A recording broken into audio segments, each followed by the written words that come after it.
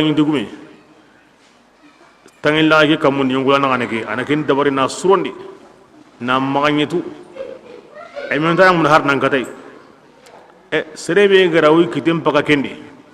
kella wallo gono de aha kella wanda anta kanam po howre asagon su wande tibdenga kenna ko inandi taga hon su ko mante anga nyam mo angu Allah sagondi koy angarwan anga sagonu serebe nan kitem paga asafo nyindendi anya halena parni na surondi na sentina wara ken kama nanta kanna ken ade ken golle kalira halle sumbana maga kibra ango himbetu Allah ke misalin kinnanga anga da himbetu ken go mo gobede wata gon su Allah maga ke mo godi anga murti mo gomo angari gandendi anga darom mo gomo angari gandendi hoga maga mo gomo Allah sagonya nandi bismillah فإن تولوا aganda halla ko indiga mige فقد أبلغ nge hudu ko nyira honki nyandi de alla garim pari na go tikenga kata gai ويستخلف aganda bara alla wo hotana awangi kama ho walla ga batendi kunni serunye idan kunta bana ولا تضرونه an kunna an alla nangum palaki bakano ada ga hilla kape aganda alla torno harbane إن ربي nge kamanga aw kille magam aywa awa inna rabbi nge kamanga ayani tanginda nanga konsu kamma aw kuma na krosi aw da ga batte ولما ati birambe جاء oku haya mariye ngari ti hudu serum balakenga جيناه oda hudu kisinni adu yemmu benu kunga tongonni معه kapa hudu ya برحمة ori kisinni hinne sabu dangani gillo tungaunga odi kisinni gilli yangangate bi barakatenni وتلك عاد ati adran ko nya haki جهدوا khatre munyendi makanko agam payindi aha i haki ikute بآيات ربهم inna karinni kama ayanunga وعصوا رسله ikutandi haren suka mandenga واتبعوا ibati أمر كل جبار halangom bati kanan gabure su ya mariyenga kingana kannun kote kani kitan khatre mani kubati qasimuno harsa itawra qasimuno harsa nasabunya hankenya ni takembonondi har lengi soba ke hudi halakin nonko adran ko i place ngono harsa katira andiga hay anga tunu hanka be ganyidi wugunu man misine hanke ma kosona nyima kamme ma nyima munyangote ngosarle ke ma nyima adiga hay i gonda ma bane lengi lengi anga tina segu na wutu anno masiga be orade adiga hay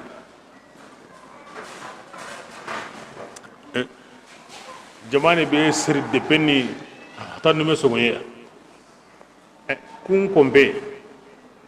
kun wira kun debe kun jamane angamo kun di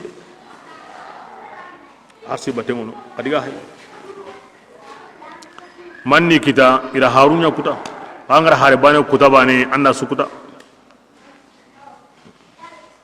halangon digaro ko bate kananga burundi kan kanne iya mari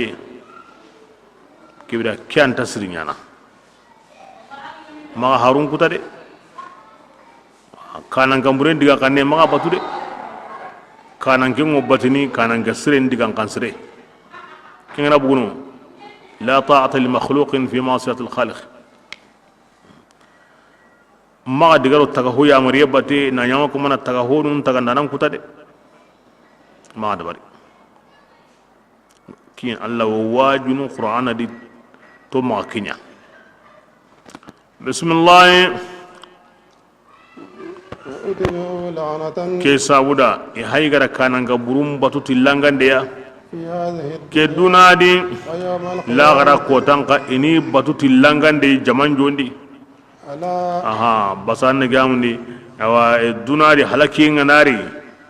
iwotu hulanu yana baro kanede ini digamburu لا غرق جهنم من قدم هذا لنا فزده ضعفا الله هم يغرق وروكاني الجيدي دائما إن اللانغان دين نغني دي بسم الله على نعم تغنيني أنا تعادلان كونا إذي كمان نمان بسرين الله نعم تغنيني لا تيمو عادلان كوندغاني مولو نبي الله نوح سروني أغا خيكتهم بيمورو كوني وأخاهم ودي أخي كونكي كاتا سمودران كونا كن تغني الصالح سمود كن قبيلا تغنى أن من تغني الصالح قال صالحو الله كمسلمين أكندو هودو نا كمسيني صالحو يمدا كمهل سيني بري أرتان سيني بسم الله قال ونو كوني كمان نغاسيادي اللوغو وجيني نلي كمناتيا نلي كمهليا سيسا هيمبي أنك كمي كتاوني كنا دونا بو وانا نغاسيادي بسم الله صالح تيدغني نسرو قال الله باينه اما يقل كمنيا كينغ وان كندغني كينغ الله تني قراتو الله ادم كنت غي نجوبا نيندي او هوا ادم هاي غران كنيا تغاندي تغاندانونا او نيندي انا نين تغا دبن تغا جمانون تغا نكون سو هذا مرمي فاستغفروا كبرنا قر الله قفر جسم مندغم وهلا كبندي كم بلغان ساجي كتا الله تبتينا إن ربي نجي كمانا أنتين دي كموناتي تواغونا أبي دواغون جابيني دي قالوا إتي يا صالح أنك صالح قد كنت مرجوا أني جيرمي فينا ودي أني جيرمي أكودي لانغا سارة دبكي أندان كودغا مكانه أنيان جيكيدي نانتان ورنيا هوي كوتا يوي أتنهانا akoni nya ken goni agra simma himbe akoto keni mi nganguna simma himbe amanya keni anki ngorn tangu ko kawana أن نعبد ما umma humbatu يعبد o ha آباؤنا banu gani ken batunu وإننا o koni salihu لفي شك o sikandi de مما gilli honga anga wo khilli kata kenga de مريد asika gon ko tonni de ti alla bane salihu alla bane ro kesu ya gabundi ni kesu nga ba bane ra de o koni wato an ni serengina mai ambala glanga sare unyan giki ngande ge digame bane sikko ngodi de o hawonu gani mo be tombu kunwa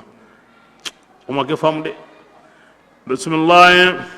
قال salihun ati dangani atin seru أرأيتم qarin qibari إن كنتم nge salihun dani nga o dalli bangante kamma gillin kamanga وآتاني kamangandai agarin ku منه gilli hinenga awa andbi nyimma kunga فمن kebirenga kanyem meni kengara nge de mana bakalla yangan kata yenni عصيته nganda kuta alla nya halle ni nya andbi nyimmenga nin kanda an kuntinna ken togono nan to kidan gombatte kebirenga alla ga nilliga konin tlandini فما تزيدونني an kundan guddiga mu kebirenga ngenda ken golli ken dinge jijin hosiya غير تقصير maganta kasara kasara ko tasu kasaran dada ya andum no khifaru digo diga me be konne am men gabe nyaw surun kitana angana bugo surun pam yendi hakar la burenga bane aywa himbinu go wang an sage munda ti diga burenga ko ken konne himbinu go an sage munda ti diga ligenga bo ko ken konne an genga am pinan daro kuma ma anya kundu simmede an kalle kende tunga angana wara nan tukidi kalle ke igran na tandi himbedi migaran kanuni himbedi migara himbe kinanga simma salihu diga menga de fama tazidunani ghayra takhsir agan tak manin jidi harbane ya maganta kasara amina an kanuni na ina horan jubandi en lahidunun kinanga anta harbani sornanda kasara kotasu an kotasu kasara na tuna togono ko wonda bonday bismillah ويا قوم anatin siru هذه igati kebenga aw dallin kankai wa mundam maga anyi mena na nyugo an nyugo na bugundo daga ni ke gidi kante di adaro yenni ke mo ya anda sare ba awa an unten nan bu khasutami ay men sare ti lemenga aywa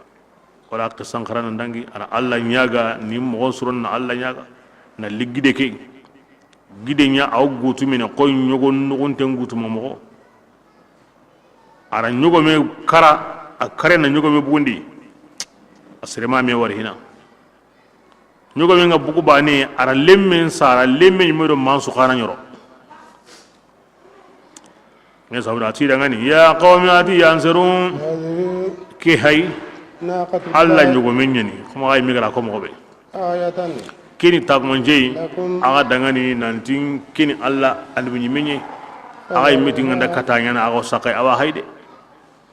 kebire nga karatono nga anyige alla munyendi ولا تمسوها kama akatay ti hoburende hari hobure ma akatay فيأخذكم عذاب anda kenya yang ngati nga garigana قريب kenya ngati antalla tude anda katay bane awnyana alla nyugo menyani ayigina alla munyedi khalas bismillah فأقروها hubure ma katay ida hubure kampanya mani sabu ida bura وقال salihu tida تمتعوا aga da bura kebire kharaga du dagamu في داركم aga kanundi 3 bito أيام sikki nogondi ذلك anna bure ga lunganda suiga an yigande be ga ma holingi a suiga bito sikki allungum bugondi de bito sikki ndaga danga ga bakaduna de ho ga lunga gara ken nogondi an lungum bugondi anan belu ko tan sagon sudi bito sikki ga dangi anyeme bismillah ذلك atike bito sikki be ga kina gai وعد kai ni na nyei غير anta مكذوب garana abada فلما imi khawatu salihu marjuwun fina anna himbe ko anta garna de ati kumbani besu ya galla ke mun yana ko minnete kumbani halle besu ya galla ke dumbunu ho take gawadi kumbani halle besu ya galla ke mun yana ko hobbine garangine manyo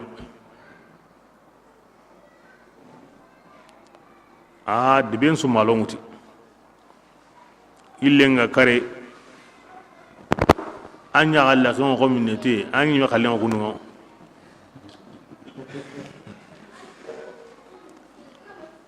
illangara angi nya galla ke dumbude anya ganda nyi me khallen ko bido sikandi angi khalle gena gamo abine binene anyi me khallen binene ke wurenne killi ke wakati tu la kan so garan kan ngara yang ngada ngoni waranya nga banani me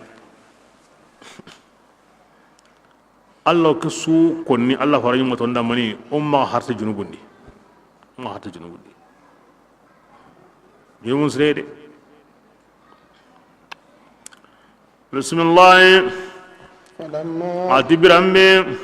جاء أمرنا o hinu ngariti halakiyenga kingani tagmoncukuya نجينا oda salihu kisinni oda yemmun kisinni kunga tongonni kapagay برحمة akenda hokita akenda wujunu nagati kita hodo kalle kamu nagati nuhu kalle ma kame baga akenda wujunu nagati kita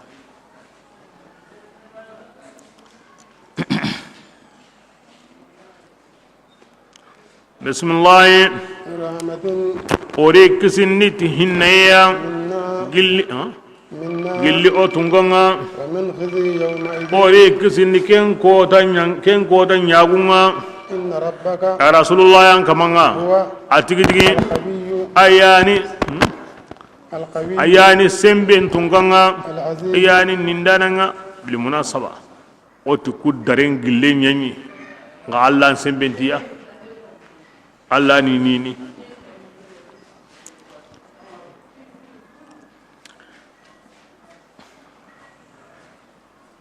bismillah وأخذت الصيحة qaru qanne ligani yemunga yemu be gari du tonya ti salihu kutandenga فأصبحوا illa kara ikanu de bidu sikka halle na kamundi ittu sinten karantengo كأن لم يغنوا annati qomi madomi taagunu ikanu gudi abada على ali nam tongnyeni ثمود samundran konga ikafirauti kamanga nam tongnyeni annatu latu yengo samundran konda ngoni salihu sirunga nam okay mo qaru qanni nyambu kapangu yisralenga honsu qannenga di ni sondo ngatin kutu asu isukara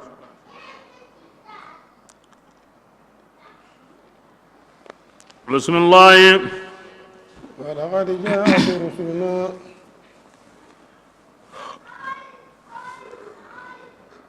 abati ogu farulli إبراهيم awana billahi ibrahim kay malikan paru بالبشرى iro nyagalinde li nanti worni diga na gamun loti serum palaki idanginte parce que loti to ngondi ibrahima yada fa amana lahu lutun lutu ibrahima akhi wolle men grango le men ibrahima sedega yima dunga kada ngal lutu dunga da awa akhi wolle men nan tawran to alla kanu yen sabuda ahlana jopa ibrahim ko sedega be wadi ay ahlana jopa قال إني مهاجر إلى ربي سيهدين ngora no ko no ko be ngaro hesne nin kamam batu ange nda minna anta no kutu ati alla win kandana o digara ko ni kari hosul isronat ya kinye taquranga khalil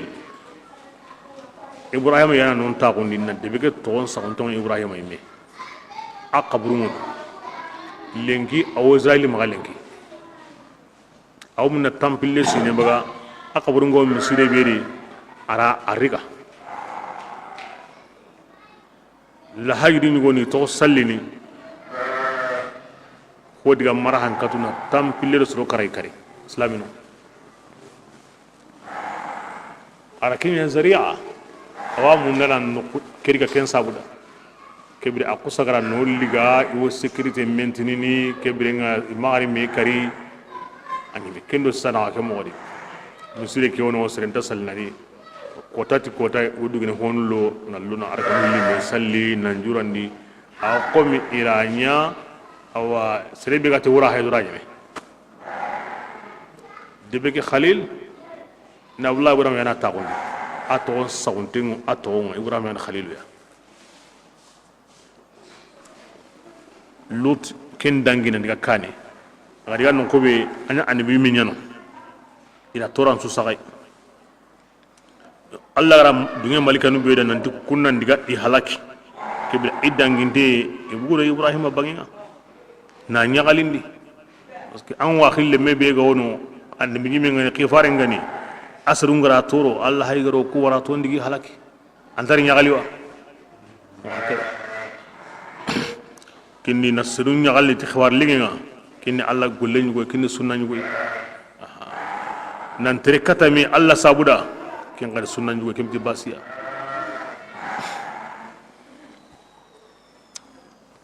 kodo koni ibn abbas ati jibril mikail israfil honna kabuko honna tamudo hilloko ala kulli hal allah konoti malikam paru ibrahim ara kame aro tanyere do sine bane kita aro nuhu naga wujine sine aro kamtumi aro tannagati are me ishaqa kenda kamero tansige sine kita aksmari aquba kenda kame aro tannagati aro sinu nyeri kita bismillah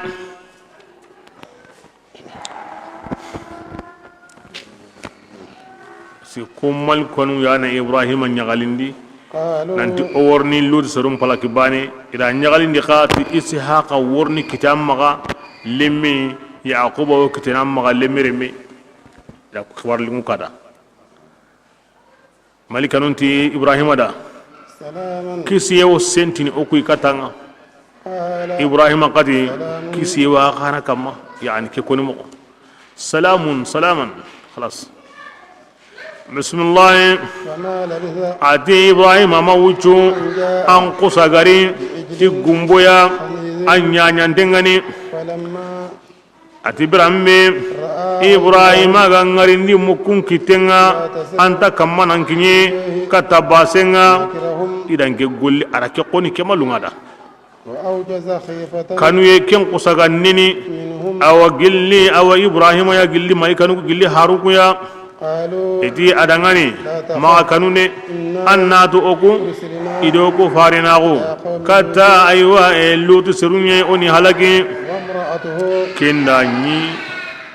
ibrahima kagume kingani anna kamuni sarai قائمة asigintengo awa kamana mukuku khidima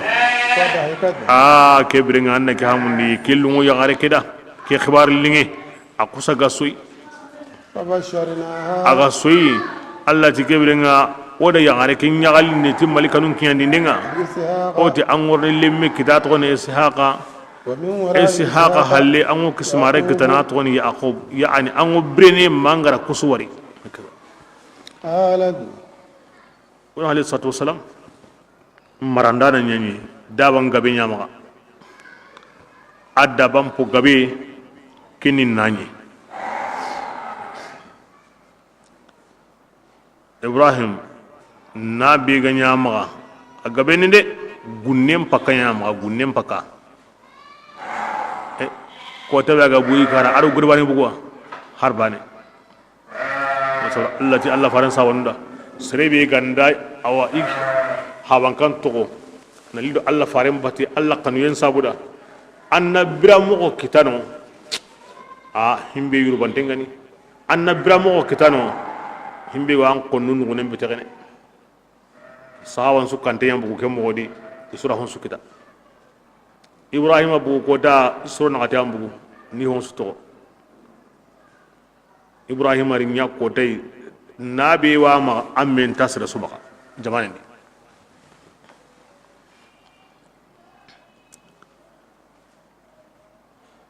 na mukinga na yankanga na basu aya hulu na kinda bari mukinga yankanga na mbuga mugondi hawla na jupa wallazi sanna alkhira sida sugara muke basu maduna ga gri ibrahima condition adi musa angara ho siren senti sirega na menya aywa akaman kallenga da ambigara senti an kana kallenga da ibrahim yanka bani kunyinde nyime bade salam salam akusa garo ucinne bane ado keri tiya sawara timmu kimba sem posre ajeluha himbe gantaw atawndi mukimba sem posre ngeni himbe gantaw do qur'an wo hilla gamno da mo be am gosre kimuren kiasre ni anda hin kala gami mo buren ko da kimuren ma kenya فما لبس أن جاء أمد الله أخوص غري يري أدا كودا أسر مغو حنيزين آيا بانندي أوا كنودا سمينين وأنا قرآن قراتباني أن قصان سو مغون فامون كيومرين أكتيني كيني ورا مغونتو أرا سلوكا مغو bitahaniz tahaniz nyani gupurun ko cebi mo nyani na giden dumbundi yimedi kebira na wara ciekain kama ngana ciekain ngara kama anta surno ma cikate na giden dumbundi ko yimmi gore ken na cien saka kama ken tahaniz ma rasoro mo ko da rasoro mo be daba nyimi gani mo wara ken ko da ora to kanan tin nanya ni arari mukunta kama iketen taknyene ira tagundi yo kone kiten kunna wutu antaknyene o kemalunga da muke ga yankan ngana yiga ne kina ga ma yiga har mari ma ngokanna wata nguti ni kedo khairi mari muke burenta munana nyigi jatira tingana yiga rabane ndo bune be gari anta akata kadi bokke sabura akanu igara ken duiti maka kanu ay okuni mali kanu nyogun tayi gede o yilli na adamare me me okun tayi gede kini ida iri men kada hosri an kasre ne de yagaren kani diganan saga inga mukulli kengara khawar sire kam go bane ya kusaka suyi masanya kale nyani ke an kina akhi wolle min wodde ko yebi da ngatu angara mu okuni mali kanu ni Allah to ndigi halaki an nyagalini nyande an nyagali ke to hosre ke yo kusagara kara hinu sikki kada kisu bane wo sire mpaka angor lemmen kita angor ni kisbaren kita lenyugo kismare yugo wa anta kala kismare ke awena njondi kenna li yagarenda koy ngabana kini nyagali to hosrenga inna nyagali to hosrenga ana hi qor nyakini serenga na qoringa ni na nyagali ga to hobrenga ana hi qor nyakini na serenga to daru Allah to dangani kan nyagali ti qur'ani kan nyagali ti islamago ki yagare nyagali ye ti qonnum palaki yemu kenga ay gara khibar lingi anya sabu ina khibar lingi la tarondi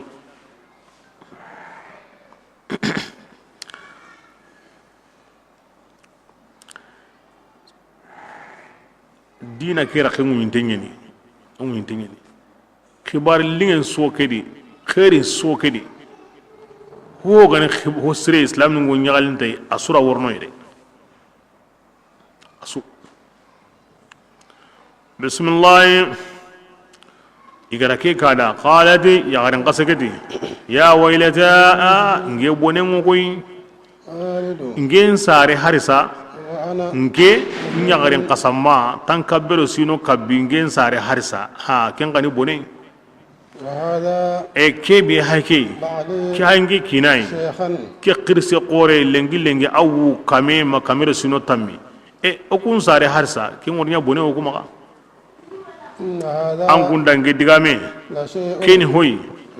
keni kaba kon banga o kun sare o kun lana wun kita kelle men sare ken nanyo ku jondi ara kaba kon digame kon kede ke on yana kamo o kudangi sare da wun ta game baka ka gure me una lemme kita ken dal lemme kita ku jondi bismillah kiga ko malikan kudi yalli ibrahim anken kay hina gilli allah hinuye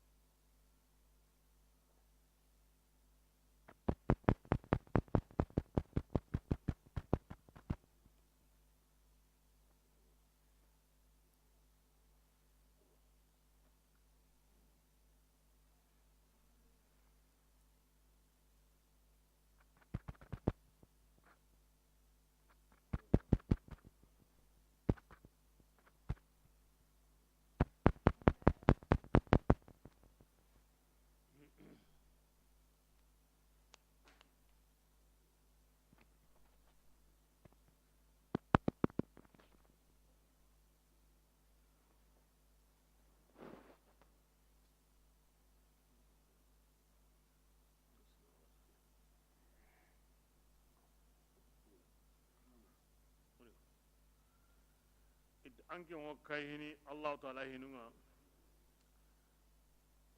ma kayhinga man sawra allah taala hinnainga ada khair gabinga awankun kamma ya ahlal bait ya ibrahim karunku allah khair gabi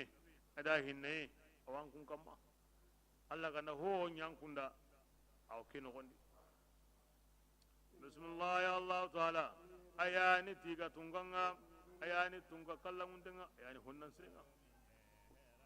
iti ay onta kenyana ati aywa tanna ate mu'mina ga iti ay onta kenyana ati soron nagati ay tamuro nagato ga iti ay ati yallio mu'mina bani gande debe bede awo duwene kem palakini iti ay onta kenyana ati an kundake luti ka wono luti wono de ay meni mu'mina yi adi ri nyagaru sotamiro nagato kembaka islami dantanu ka hundengiya kebirenga awa kamogoni kenyan sabuni sa ayan warna koni iti nahanu a'lam biman fiha lut ennuhu keto ibrahima to kundu sa siri haqqe be ga wono lut ri tan islami yokuwatu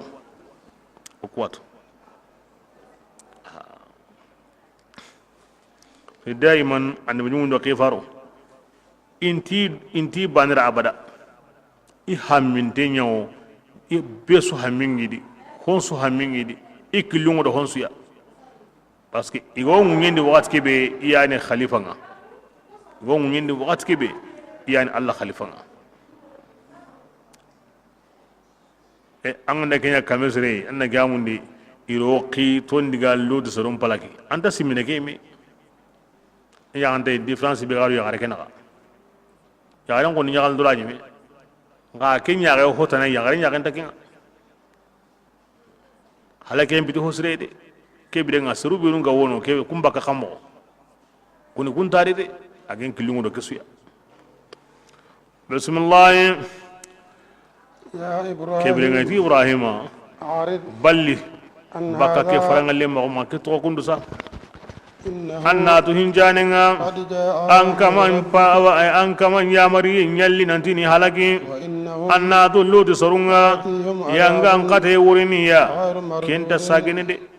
himbe ga wunyana de anta sagene de ibra ولما ati ibrahim جاءت رسلنا awa ibu nuhu kha ibu wa ibrahima ma idiga sazum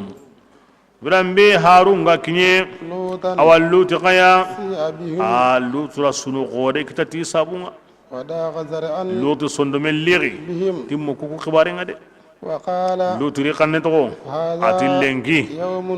lengu ngena kotai عصيب lengi khallen talugo lengi okotuna karde basa akingatu mukunga nda yanki ke igo kota be kitanadi lengi khallen talugo irani lutu kampallenga ayi sogranga hono te adiga soa aywa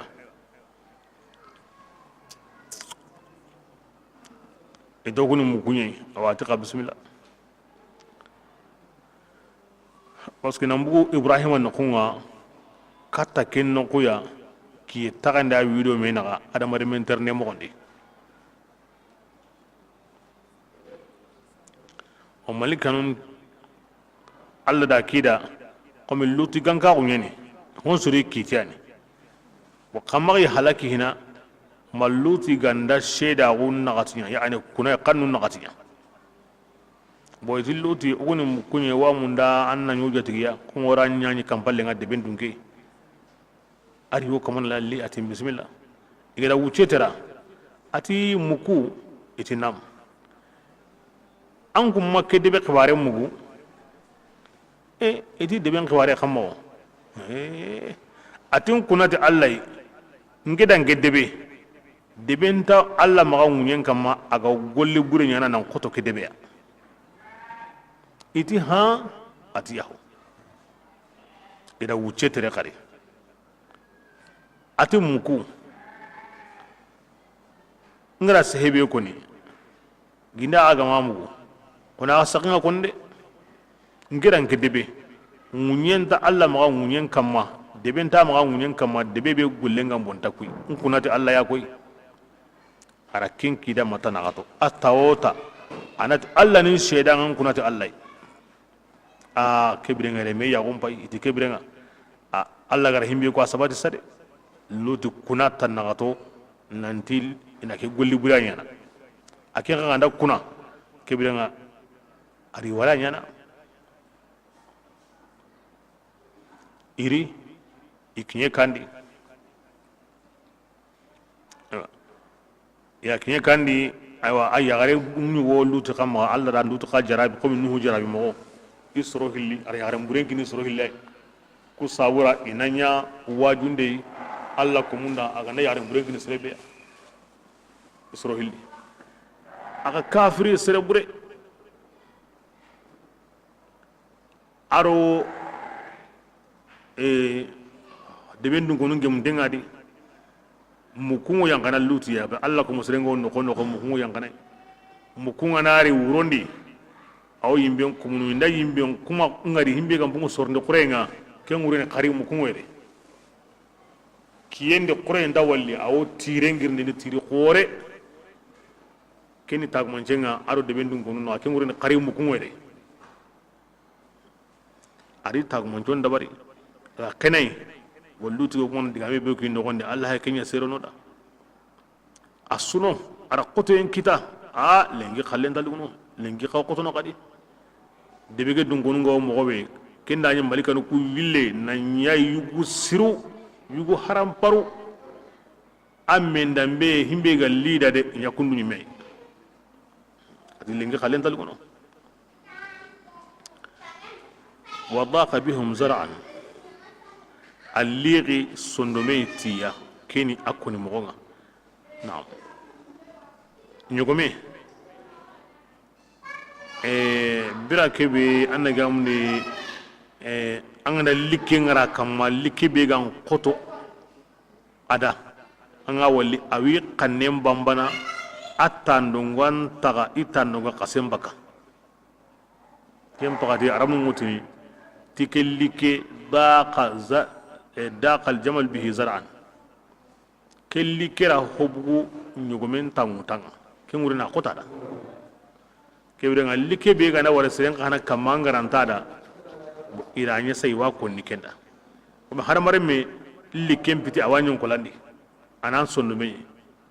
وي ميتي تيون كولاندا لكيم داقرين يناوتي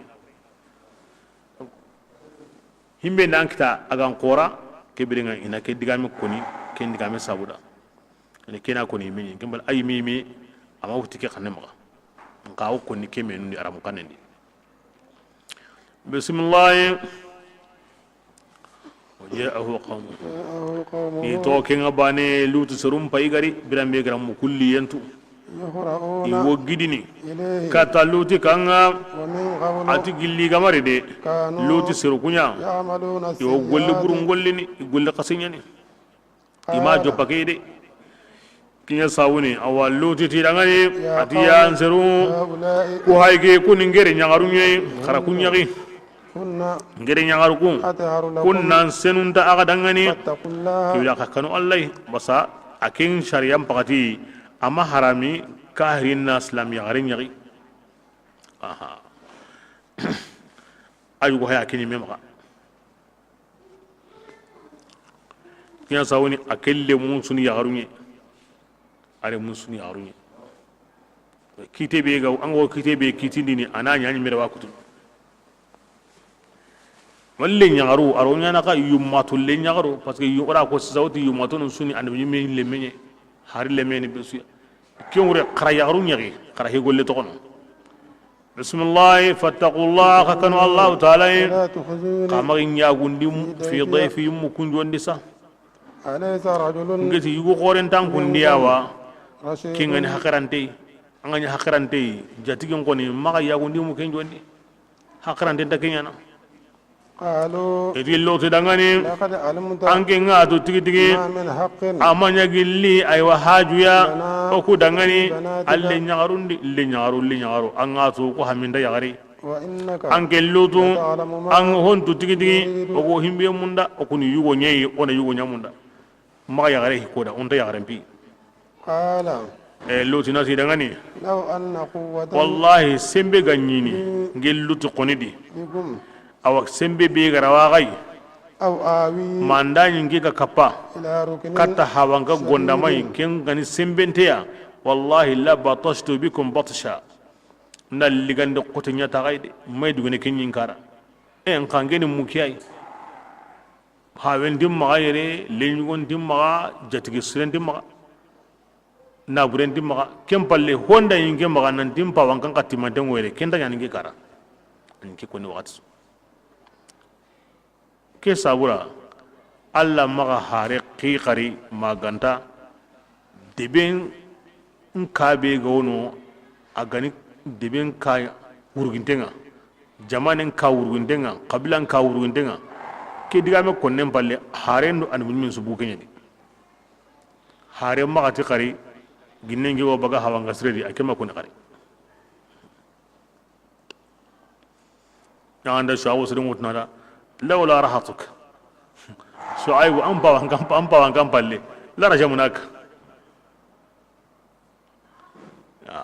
ida kahirun yantini geda ampa wangam palle woni kenyananga ampa wahalle woni kenyananga an qablan palle woni kenyananga hare magati alla da kare ginde ngego bakka hawanga ngine mari kemayana kema ko ni kare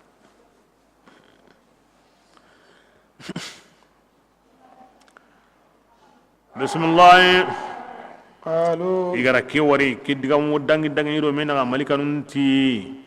iti loto إنا ay am bakaran ta gon oku di seru koy ربك oku nan kamam barunye لن يصلوا katanga ti am bakaran ta gon iranta kinyene إليك anga iranta فسر kebirenga o ko nanda wuruntere بأهلك tan dun konunga بقطع nani kutuye nyugo illi wuronga yani wuronga naro yille makare kana nan pakati bugu andan dun konu ولا يلتفت أحد majaga seri yembane summa halahay منكم awagillan kunga إلا امرأتك maganta an kawunyagaringa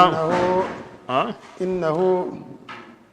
annatu hinjanenga musibuha ma honga nyakake kitanade أصابه kinganda diben dun konun kita maganta nyakake bane kingi halahayni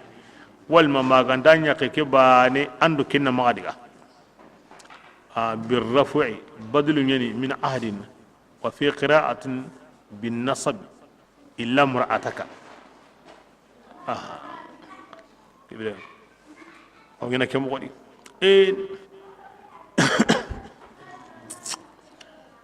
بسم الله أتيال اللي كبيرين أنكي كان نبغى كم بقتين سرهم فلكن كم بقتين إن موعدهم إذا دعاني اللوت إهلاك وقتي الصبح كني صعبنا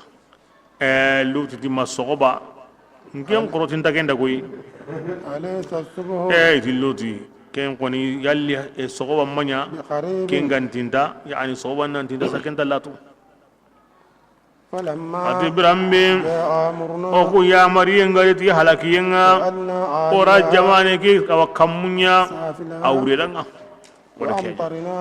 ora kammelleti awa jamane ki kamma حجارة ti gidenga من سجيل gilli dati nyanyandenga منضود amera batuntengo مسومة atagumancantengo عند ربك nangiri an kamanga وما هي ati kedebe manya ببعيد aga lato من الظالمين makankonga de antintiya neke mogodi وأخاهم sayidina jibril alayhi salatu wasalam iddebu ko debu qoru benu gono kenni nagato yayi debu qoru ni nagato honu ti honti karako kenni jamanen debu qoru i wotini sira hakka be ga wadi wujine wujunu hada malama nyaadi malga qore geri kampella wure nan digatay makamundun konungo debuku gamma kasakane muku ado wulli wa xane kem palle ken no gondi kenkente ma wundi yo kema nyenge na jinjo kya se medin ken ara kupa ureda nya kamunya ureda na kutu ma ureda ma munyenji laqe himmenu ga bugu jamane ndi na ndegaro dunai aywa kun qara ko cengara katiya be suri ko chani de musawwama an to on sagante ngai adresse complet ngai an go no kono wa nyino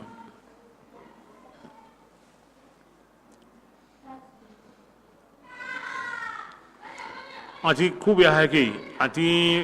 hudu kalenda tintre indiga wari kenna lato melutu debu kennan tinta makka dina kutukusuya an tinti ya dina besuya ime watu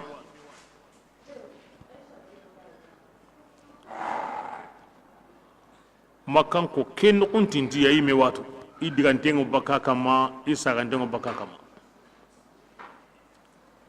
iwa walli an nukundo nukunta bana so kenta sinadi kunkumbita ngai jintadi at kunun tengo nan kaso tilutu serunya nyere isare na to kengo konni wari so baka konni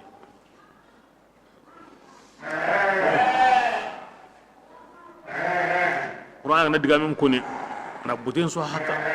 wa ma hiya min al-zalimin bi ba'id ndiga ken no ko hay andala to sere su golle ngani luti ganga on ndiga ken no ko hay andala diga haya nyaare ga himbe ga sagunun kamma wudu mon me sina hale diga hay har sangato aw gilli a tafsir madran ko nyugo ya ti allah kana ko ya sere su go liwatu nyana luti ganga on nyana ti anna ma kemella to ndandu ide nyenga ma gilli tanga allah na ko cenyu go kiyanga himbe ga wan kalli antalatu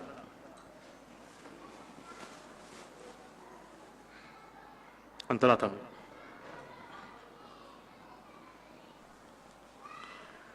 aw gilli kaba konunga wate be ga wo akamanul ligana ina wate ke qilli ati koce azim sirbenu go golle ke dumandini iga dumya kamana mbarara ke walla alla go wate be walliya wate ke gay kuten kalli na wate ke qilli ati koce minu gara kay koce kunta tu nanti ke koce be qur'an rere intatu kinni kaba ko kore minu gara wate ke qiriti koce kunta tu qur'an rere ti koce bin konin dengo lutigan konda intatu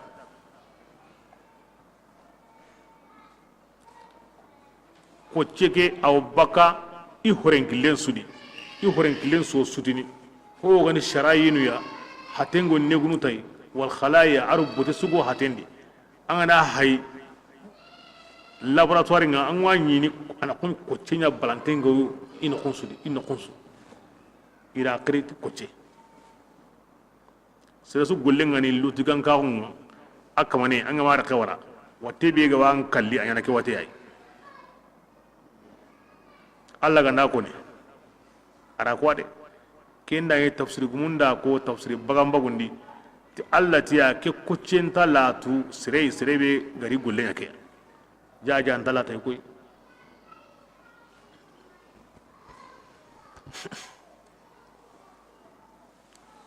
bismillah wa akhahum ida akhinqi kata madiyanan kunga atwani shuaibu qala aywa di shuaibu qadi adiyan siru qara alla baninahu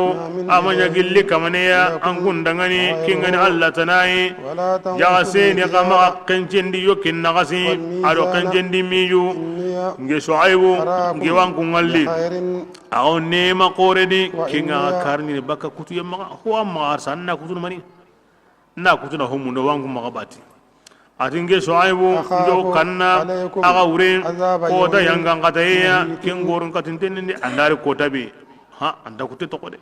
ya qaumi yansiru awful mikyala kebrenga qara anagamundi awa kanjendi yoken timmandi wal mizan ado miju bil qist titelemun dagunga ya sere kama sirun nagasi i honnun tonunga ama bonondindi munyendi bonondindanu ganai kenjende bonondinde kine bononde kampanga kenjende ngama suro no ko ho on tasuro ho honsu jongine kenjende nyai bismillah baqiyatullah alla ganda honne be kinaga ya kanjenden timma halle khairun kinyan khairinta aga dangani dina na kudu sirum maga na gaben kita aga ndani ago tungoni no khara kenda bare de Allah ganda honni be kinanga mijunti mahalle ke barke mo kendi وما أنا atinge shuaibu maya titangin danai aga kamade قالوا eti shuaibu dangani shuaibu أصلواتك kini sai yani wonginya na ya nge tan salli gabu kwani wa أمرك iga wanya marini أن نترك ما okona hondo يعبد o awanu آباؤنا ganyi batunu gille boli nunga أو أن نفعل masallu ما kwantini umma hongolli o naburunni نشاء o gana ken kanwa an sallu kwana an Allah ken awa umma borin batu umma o sagonya o gorendi an sallu na ken ko nandawa إنك ke bidenga anke لأنت anke tigi tigi الحليم ja anni nogoyde الرشيد ja anke pakaranten nugoy amma tan pakaren qorenni ay yani nasiren ko nan soyay ginda gawi ma ke mogodi inya batunu ime halakini ke wureni ya ja anke ni khawye dere ja hakarin tankinga awren kinyi bismillah قال shuaibu nati dangani يا قوم shuaibu asallin gabin mogosiri kini ni gara maganguto tikinga ati qarin khibari in kuntum ke shuaibu ndani nga wadalle magandini gillin kamanga ورزقني anda nyin kamandin ngarjaga gilli tunkagunga warjagaya kisringani kibilan kini ngarjaga kisre kinyami ti haraminga an kundi ngada warjaga sire nda kita Allah ma an kundi mingara bono ndita ga haraminga mingara kenya وما أريد أن يصعب تاموندا أن أخالفكم إن أغسوري إلى ما يمنا هنيا أنهاكم نواغا كبنا بكا كينغا دين تكين غارين غادي نجي كتانغونا مغانيا ngandanya hora woni ganga dage mede ngi tanguna maganya ngi mewanya bismillah إن أريد ngi shuaibu ntaho wala murun إلا الإصلاح maganta tilengun tago ما استطعت nkatu dangen kapango ngo kenya nadi وما توفيقي hontim mage munine إلا maganda بالله Allah allinda nanya Allah rawin kapanya nunga توكلت ati ngerin pinun gini Allah taala وأنيب ngosagene إليه kata Allah taala ويا قوم ati serum لا يجرمنكم ya شقاقي sedinge sori en magan kulligi أن يصيبكم mislu ma hum min akitade أصاب قوم kengaran nu serum kita mahudiran kun kita masaluran kun kita وما قوم adillu ti serum manya ببعيد harigallatu an kun ade digunta latu meya waqatin talatu me luti qallem pallani ngigari kebida kamarin sori be go ina sabui kumena ku qallem mena akitade usra ande bunyu munya sori ida qifaru nya sori aro luti qallem madallayme kebida kamasi ganna akitade asrengo wajini ko qasidanginte akoni menni kenye bismillah واستغفروا ربكم كيف قرأ كمان قبر جيس مندو وتوبوا أغان ساقي إليه كتاي قبوك كاهرا غندي أغان كل سيدة دبري نجي كما رحيم إننا نجي تمون دانوما أو أوي مندا أو هننيا ودود أوي مندا الله تمين ودود أو ريني أو تمون دانو مندا قالوا كبرنا أيوة إذا قنتو يا شعيب شعيب ما نفقه كثيرا وكنت هوغبي فامنو مما gilli digamenga anga ken konni وإنا nga oku kone لنراك o yaxe wanga فينا odi ضعيفا daifan allahunteñani odi ولولا رحتك an pawanka ngalli gampe o لرجمناك ñangidungalla koy وما أنت anke mbane maña nindanay علينا o kamma de nga ke bane ande anga digamu ɓeni konni kundu o kuntage famnu yime nka anke mbito wixala har bane an pawanka an palle an baniranto kuy kunya ligana nan siti nan gulla manga kara bismillah قال shuaibu natida يا قوم insero رهتي nge habanka أعز kenyan qora عليكم an kun kama من الله dina allah ya jankun sere buru koy an واتخذتموه kun da allah riga nanya وراءكم aywa aga halle ظهريا na siri إن ربي agan tatin o an tokono allah haragun sabuda agot nim pawanka ko ni allah lo an kuma ara allah riga na fita halle inna rabbi nge kamanga محيط akenni jabindananga بما محيط muhitun goron katananyani بما ti honga تعملون ago kengollini ويا قوم adiyan seru اعملوا an kunnan golli على keta hinkiye مكانتكم kampanga keta ka golli ta galla halanga إني kon ta kuna Allah garum pa inge ka عامل ga golli ni la halan kamma سوف ga wajibi تعلمون awurni من yemmentu يأتيه yangan عذاب katen garin kinga يخزيه awana yagundi ومن agorni yemmentu هو kenyemme كاذب kingani garante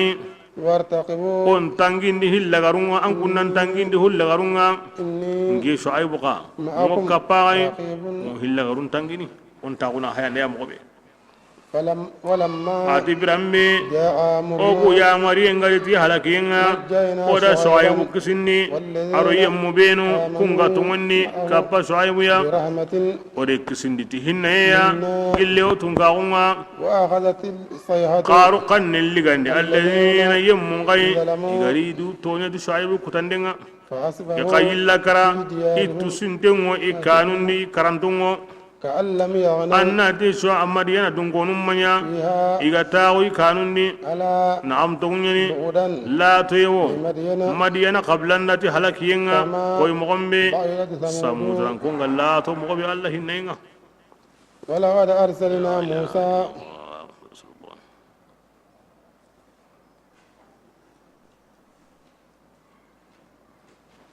shuaibu kuka halaki allah da kike shuaibu bane kata gelle dunkonunga kumpala kiyenya yomu zulla tabulle ngale yake allah da suyugo hare bane debu hilli kinya shuaibu khane bismillah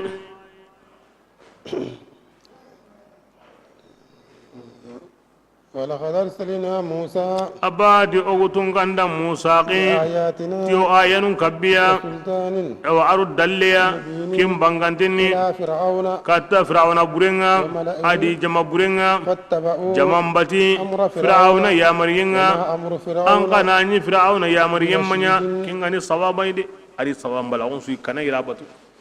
يقدم قومه firawna awwalli sirun kane يوم lagara القيامة kota فأوردهم ani rondi النار yimbendi وبئس الورد ati aywa jirege yembono koy ngani المورود jirege dingirai asrebe nyoran bono an nyoran nganya yimbenye a kenta hakumu nye nan soyanga aha ina diga nyongo yimbenga ora nyongo lambenye ado gidenga ando jinari kenne khairiya ngan nyoran nganya yimbenye an nyoran bono bismillah وأتبعوا ati fir'auna dungonum bati في هذه ke dunadi لعنة tilangandenga يوم القيامة lagara kotan kallangandengono بئس الرفد demanden bono المرفود kengani idan ke demandi hoya e dunadi na langa lagara kare nan demati langande demandi ho masro ذلك fir'auna sujuganda tonga udin al-la'in langa ho fir'auna al-la'in ati idan ke langande be hayga koni أنباء القرى ay hayga kubinu kanda ku qisanu binu ka kanda allah fare kuni debun khibarunye نقصه o ye khibarin qarana عليك an kamma mahallamin منها قائم ati ku debu be hay allah fare honu sigintengi mo gondi adun konu nyankara na وحصيد hangelli kammani kari kanu yi mo gondi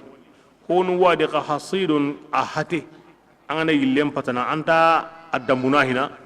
keni na hata honu wono rak debin karaba kano na adun konu kari suwadi allah da sunya honu wono aw adamar mum ba ne kalli a kan wona gurenga ni gobe ngono na ngono jage ngono silu ngono honsu wono kompu siginte ngono honu wona nyonki ma honu kalli na honu siginte ngo to ko kompu siginte ngo to ko honu wona wasu tarangani ni medasu ko nda to ko ara wasu asunne wada ko siginto ku gabe mo dunari i gabe de bendi mo awno harsa gabe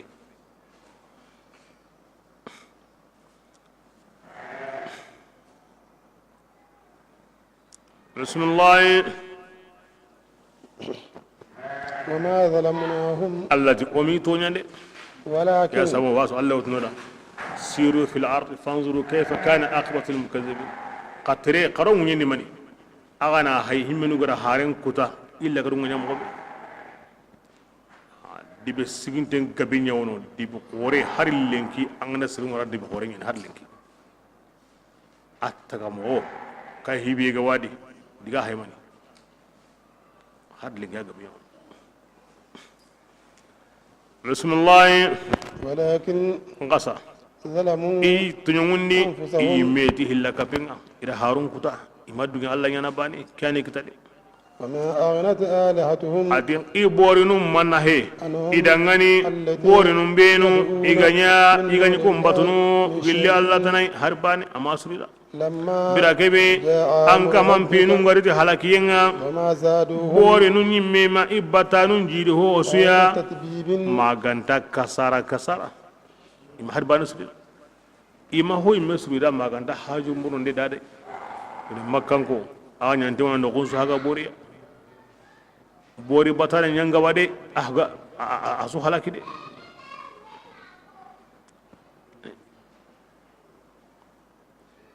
bismillah وأخذ ربك rasulullah kibira ko kemmo wodi o himbe ko nanda an kama abani na ko allah fare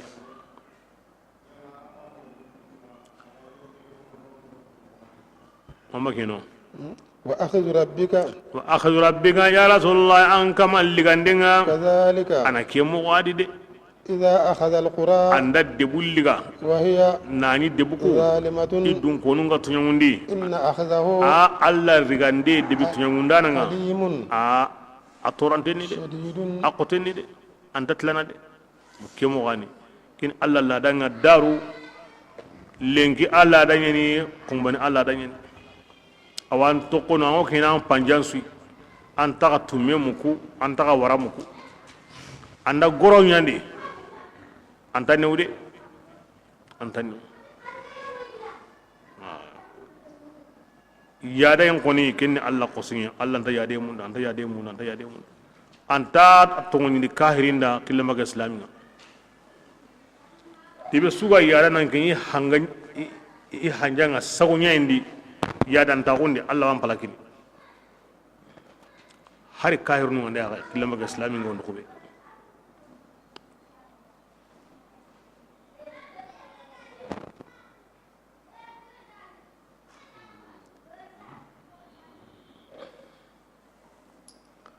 bismillah إن لآية inna tu taguman jagabe mo في ذلك komponu ni لمن yemmin dangani خاف ken yemme ga kanu عذاب الآخرة la gara yangan katayenga ذلك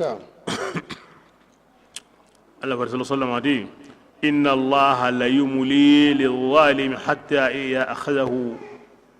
lam yaflituhu Allah farsinni ati Allah o munyini tunyangundana nda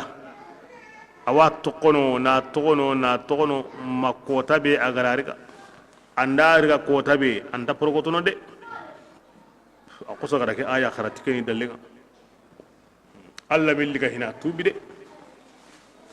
Allah liga ni ngara kentadi de kentadi bismillah ذلك ati ku komponu يوم kini kota yayi lagara kota مجموع الناس serun ni ka hoyi له lagara kota ndi de keni hono Allah kum sungo kana lagara kota na sawu maniya besuno وذلك lagara kota يوم kota ni مشهود besuwa shedana nanta awnyani palle kentadi de ko togono hilli sabula Allah kum ngo kanay besu jondi besu yarenga a kenya gumbureni de dinya gumbureni de dunadi am pi biango yagune antamun har sere bane mbuga sera antamun har sere bane namu halanyi mega na simmai ambane an yagun e la kota besu wono besu yagun kibira ango sutura mundunu kanu ken kota nga angan tay yagum munda bila ken ko tan yagum balawo wala ken yagum balawo bismillah يوم وما نوخره kella gara kota allati onta sawun hotana sabura de إلا لأجل maganta wakati nyana no معدود ajaten tengu alla maga wakati yuga ajaten tenga maga kinga na kinya aw nyana onta sawun ho sabura kempalle hin sudi wakati nyo alla maga يوم adi awakenni kotai ياتي agandari لا تكلم نفس nyonkin tanya aga sehene de إلا بأذن maganda ti alla dunga de kengana kota ma ngutu ni sehen tamma ma alla ga dunganda nan se nanti awanga konni tindu wara mo sehene tindu ay be sukurna alla ga nda sehen kini komi be kibira kin kallen konni akoni de be su tarwan kallen besu ando alla kanna diana antaro mena gade angan kallen konni alla wi kallen konni tlum daw kin alla togni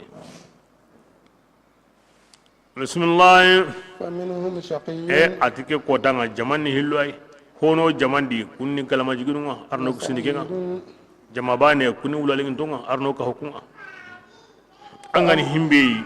an sare nan to kinga an bire nan to ay an kara nan to adi kuni gannim po santoni gilli bismillah فأما الذين amma yemmun benu شقوا kunga kalmal jiga wa ففي النار ku ayenu kun mo arab kannendi balaga nuni gabi yam kedi anun gabe ko ayenu bi hayge yan tokki messa iwotni aljamu wa tafriq wa taqsim nahon ka mo me na bo na tagani digantugo na nen nogondi ko kenya ko ayanu bismillah amma yemmu benu ga wulalingin amma le kunga galmal jiga walla nindini ففي النار kungo yimbenni لهم goto makanne ngo kundangani awa yimbenni ado haqu awa ado qasakanni خالدين kunni do manu ya fiha yimbenni ما دامت kampatu السماوات nyeri dumayen wucenga ado munyen dumayen wucenga ma awan kama ganda wucebe alla ganda ken kanuna ken ka hayga ken o kabayde إن ربك an kama فعال nyangunda nanyani hoya agara kella murude nanti o ken wuje sungana kammo kamundo munye kun kasode kamundo munye kasode igara wucebe nya gilli ga tage malla gara kotanga kinye iga griba kanu kenga o geme miliyari haqqe be sinenga kalama jigingo kemme nyana yimbendi yo kenga na timme kani andalungo allara ina himbe ka hay aw kenyana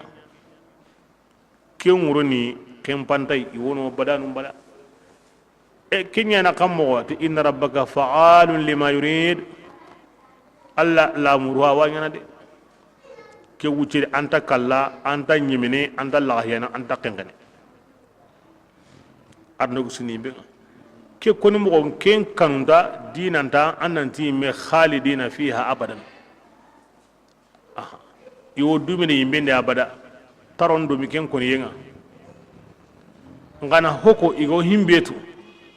naro ho sawme iganta himbetu ke koni mo an kanunda be su dungante ngota e kamundo nyen kaso de kebida kungra wu haka be yade ti kahiri ango kemme yana yimbe ni hari ginda anda ko nan ti kenga nanyime tango baka ango nyali no ngakini mella to de ngakinga nanyime alla wa hayne karim mo be tuna ganda lungara anagen kana dabari kona kem paket ke koni mo angane sehendo ken kanun tadina khalidina fiha bismillah وأما الذين amma yemmun benu صعدوا kun kana ga wulalin kunga uladingin ta walla gannindi وفي الجنة kunga arjannani ikani dumanu ya arjannani ما دامت wucce be السماوات gani kammun pakenga ado munyen pakenga إلا ما kempalle wucce na ka hay sha rabbuka allah fare an kamangara ken kanuna himbe ka hayana ken ka hay ke ka hanal lungonta dinanta khalidina fiha abadan kelli kenga bani ken kanunta yi ke ka hanal li aya arjanna dunge kamundo munyen mumme tango ken me nyanadi kinga timme wakati kebe allah wa hayni mogobe tana gandal lungi de ne ken ka hay ke ka hanan kanunta ken kanunta mo gosi arna kinoy bismillah أتى arjanna ni kuyeya غير anta مزيد kutini de فلا تكن ataan غير majzuz azim yande ara bane kay min qoro mogobe ara ken qoro tim magan kuto be gani min sifatil jalal inna rabbaka fa'alun lima yurid arjanna khalle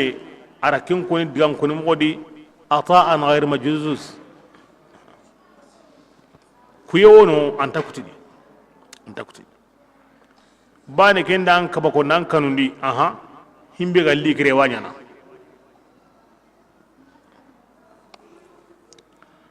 bismillah فلا تكن rasulullah kebringa maganya في مرية anga sikadi de مما gilli honga يعبد ansar هؤلاء ku wo himbe batunu maga sikadi de nande husreni de arbana he ما يعبدون yani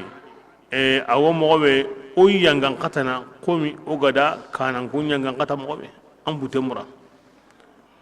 illa kapanu ndawo batunu illa kama ma ganda koy hom batu mogomme e habanu gara himbe batu e kane kemme mbani ani وإنا annadu okun لموفوهم owo itimmandini نصيبهم ittaqunga غير منقوص haribanin dabakai wa timmanten kencene na kiniya ma khorti ولقد آتينا موسى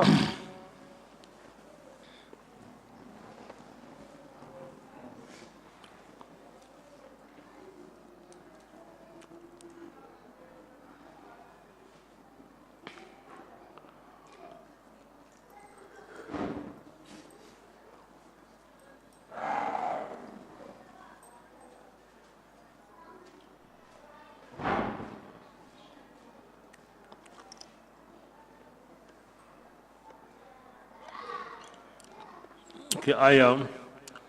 an na ro do tafsiringa abu tenga beni am wonga beni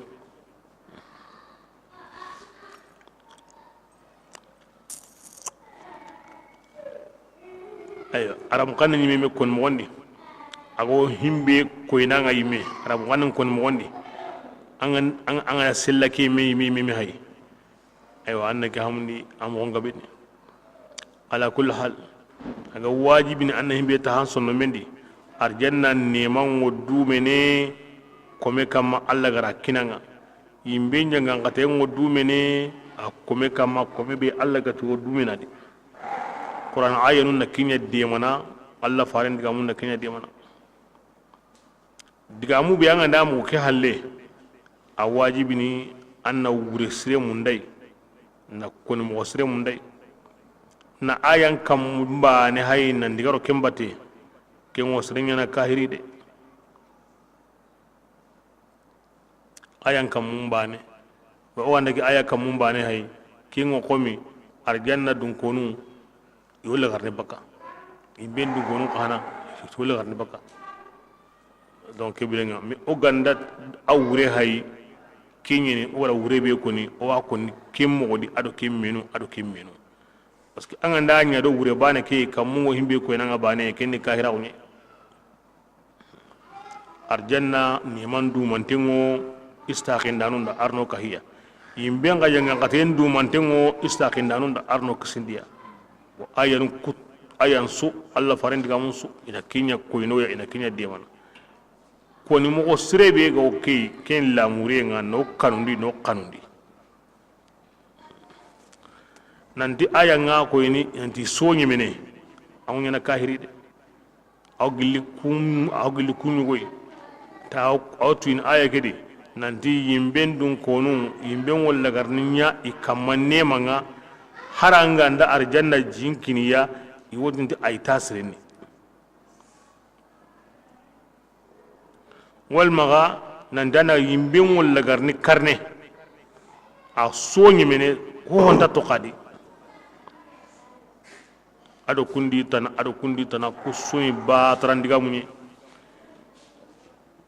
ko ni dambi katta karamo khorenga Muhyiddin bun Arabi tikenya koni na dambi katta kenga anda garen sakai angana tara ko ni basin dadi wure tana mundai angara faamu mogobe antaro kenga aw komi ayan silangara kana mogobe nani wure tana way ajibuta awelu ha dikiya konni garen gabenyo saka Allah ko musrunga angana tara ko yimega kemni o tana wure tana mundai angara faamu mogobe aru la murebe go kunta bana bismillah ولقد آتينا موسى أباجو كتنغان دا موسى كون الكتاب أو توريت كتابنا فاختلف إلى ميسوري أو توريت كتابنا قدي لولا كلمة أغني كلمة قال لي كم بي كينغا سامي ربك أو الله ننتي والله غردكو الله نكيتني بينهم موسى سرندو مين غنديني وإنهم أنا تغارن قدو يمكو إسكندنغو موسى كتابني سكابي سكندنغني وإن كلا anna adu tagon sumanya ho hosuya لما لا يوفينهم maganta o be su ko manten timmandini ma an kamangara be su ko manten timmandi ni gollum musunga taga honsu am piti harbane maganta Allah wa am son timmanten ginna taga honsu إنه aqum Allah kuna wallahi kuna ta Allah tafsir nuski way Allah ta'ala خبير yingana nyani ti honga ago ken gollini فاستقم rasulullah an kennan tilin كما koy mogombe أمرت igara nyama mogobe Allah gara kanda mogobe tananya aga tanni khiri mogobe to ko ken kamma ومن aro yem mun kan to ken kamma taba kunga to wonni kapanga ولا تدغوا andu kunsu kama fisigide إنه ana du fisigin donga إنه بصير Allah ni anna do Allah ta'ala ni do Qur'an danani ti honga ago ken gollini ولا تركنوا jaga sedi andu islaminu Allah fare kama mile إلى الذين kata yemunga ظلموا kunga tunyangundi de فتمسكم النار anda kenya yimbe naga meme وما من أولياء amanya gilli de mandane aga dangani kengani Allah tanai ثم kempalle aga naro yimbe de mandana ndagani de hakaza وأقم وين؟ الصلاة Allah fara la sallam ayin den qura nani ayin de qura wati makni ya adamare me anda ke tankarage do sino karage in den kulle nganda jobbe kem pakati kinna bugu watinga annanya kenkane wodna anya nani wati makni kanu yinganya na watu nganya na higabo yinganya na in de braga tenganya na ugabe wanya na Allah fare an jan qur'ani de aw ne shayyabatni hudun wa akhawatiha ati hudu sura aro kumme banen binu gono ati ken ni jan qur'ani de e Allah nti komenda aga kana mo wanya kemmo kenta newde kelli ken qotani de Allah nti komenda ando anyu matonu kamaga mile katta kahirinunga anda kenga yimbengo katina gaide yimben kati halanga de mandana tanga de yimben kati halanga antaka de mina kare de arrukun anwatu ngani himbeya adina mailin wa mawaddatin wa atfin qalbiya kiyatun arrukun na harin nyingi kati ya hunne harin ni kan hunne harin na mile kati ya hunne kiyatun arrukun wala tarkan kahiri ma hara kan hunne ma harin nyingi kata ya hunne ma harin mile kata ya hunne ti Allah farenga na kenya ti yimbe ngo katine e okutunga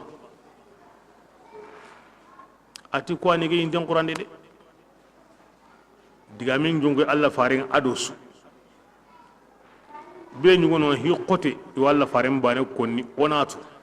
nanti kentan ni me yere igara koni itlaqari no ka hay fastaqim kama umirta wa man taba ma'aka usu wala tatghaw usu wala tarkanu odasu himbe alla farin den qur'ani an kabo no gayin den qur'ani de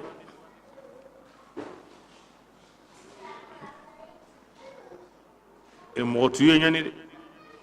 dumundi mba nani dumundi mba nani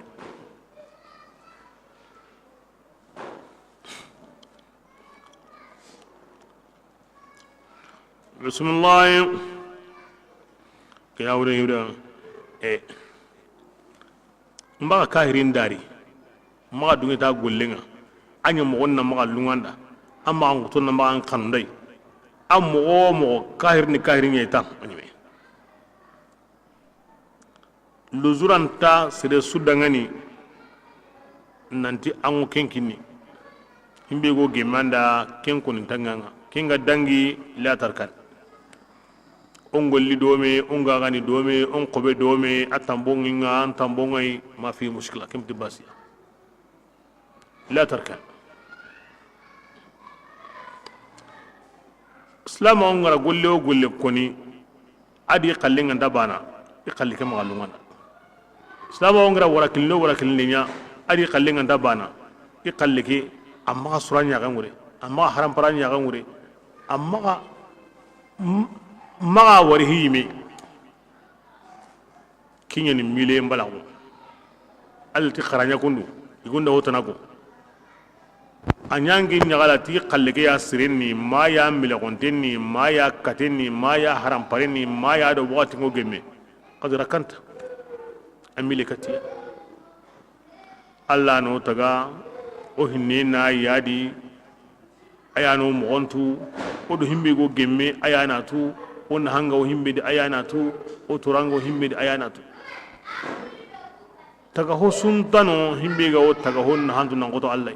anta torantu nan goto anda musla hantu nan goto rukun ke mile kirni ira akni ira on golli do me he on gagandi do me he on qobondi do me he atambonga he ntambonga he bismillah Allah bare sallin dumandi awa kiyen so mun pillidi annan salli ala fatar gumunti yere ti soban sallello yere salihanallo lagasarallo aha wawo kiyen so mendi ada so me bane bismillah aduka anna awa salli annan salli awa bire nyugoya li wuron kai to toro lono adu sawo kira faransa lun karagi alla mi to ko ni qur'ana di ko salihana laga sara huturo sawo ga ayani nyugul wono tafsir mo ke ngure nyane koyke bismillah innal hasanati annatu golli siru komi faransa lu be ga kanda sita kun karagi yuzibuna sayyiati golli wojuru misalun junubu nyamana aha sere ga na faransa lu karagi salli inyam gondi i waqatindi aw nyina sabui angana salli hanan salli katta la asra angara junubu sebenya aw kinjiru nyamana ngana otron salli na usul asra ngarini angara junubu sebenya aw kinjiru nyamana wa hakada ila serebe ga karaga sallini i mogondi junubu misenta to qanga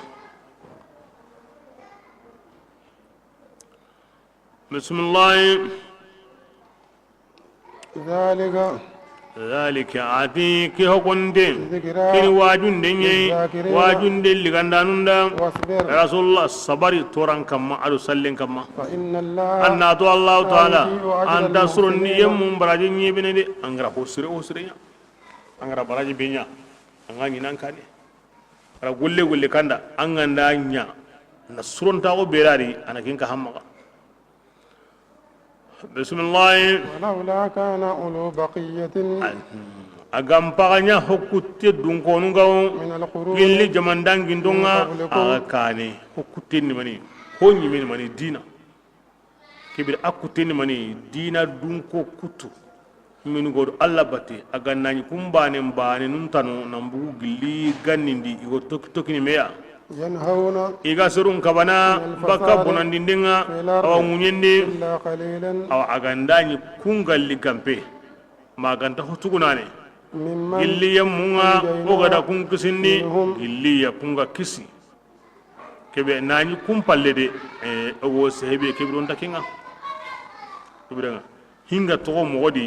hokuti banen banu benigo toko kebe nga kunya na hin to mogodi alla da o to kunya sabuda bismillah واتبع الذين ما adi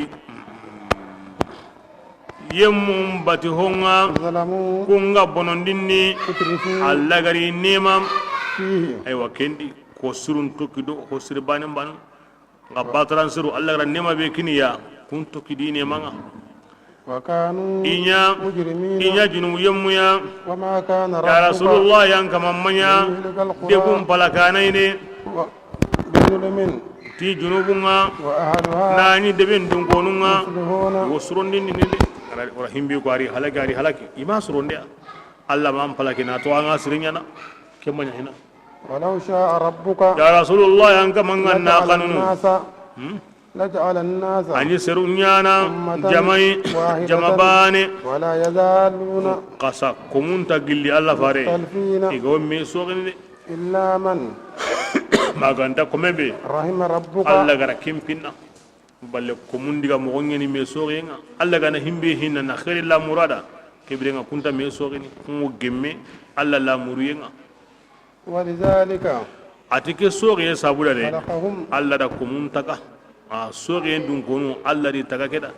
anna gamundi hinne nga dun konu ni gemundi tunga ara kun kana taga kenda anna himbe taga himbe da alla fare ko nyana kinga de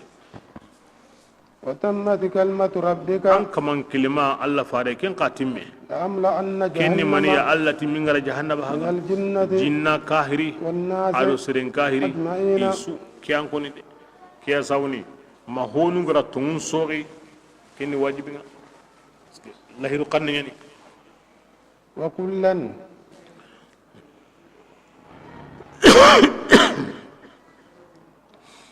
wa kullan adi aywa bani besinde نقص aywa kebrenga yani kullan bi naqsi wa tazwini kullu mudaf ilayhi lahinga ho su alla fare naqassu ogen kibarin qarana an kamma lahinga ho ya wa kunanda minan ba'ir rusul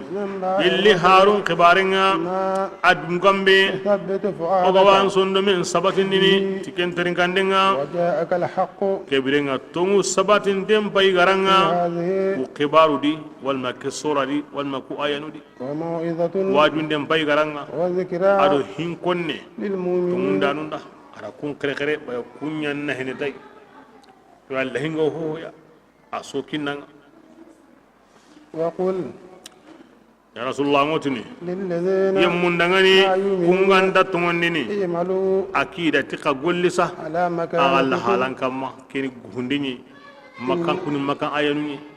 tiran toro keta sa mobe galira na kenda bari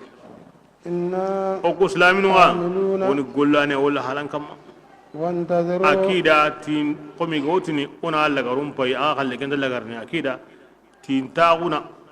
wala garum pay o kahana o منتظرون taunu ni lagarum pay anda ya himbi ولله غيب السماوات dungai hiti mo burekede akini hundinyi andi kammum pombo ndengo alla dangani ado munye ويرجع الأمر ni mo sagene إليه kata alla كله asu فاعبده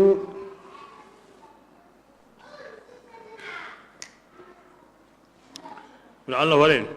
ibla alla bani na وتوكل annan pinun kini عليه allah subhanahu wa ta'ala وما abani ربك na annan pinun kini awanga sa ya rasulullah yan kamammanya بغافل togonda nay amma ko magandini igo ta'maluna. kengolinde abe su kallen kencine na kina ngati mande الله العظيم يقول صابا أرجعنا كنوي وسندي بين نيا الله كم سري نيا فارم كنا سري نيا خرل سري نيا ميدا باغ سري أرنو سكومن جنك أرنو كسندي أرنو تنگا ترانو أرنو سري كوي مسري ونيا غال ديغني تو مندانو أن تو سري كنيا بركي نبركي هو كنيا أكرمون سبتين نوري كسندي نوري تنگا كسندو يمبي تورانغا تكو بلون تورانغا ملسا تورانغا اللهم صل على محمد وسلم